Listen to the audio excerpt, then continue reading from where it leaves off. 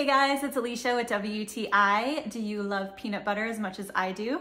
Well, this is my favorite peanut butter. This is Justin's, and this is the classic peanut butter spread. And what is awesome about this peanut butter is not only is it super delicious, it's very simple ingredients, dry roasted peanuts and palm oil. That's it. There's not even salt in it. So this is such a nice natural peanut butter. It's very, very creamy, and it isn't like super grainy like a lot of natural peanut butters are. It just has an amazing roasted peanut flavor that you're gonna absolutely love.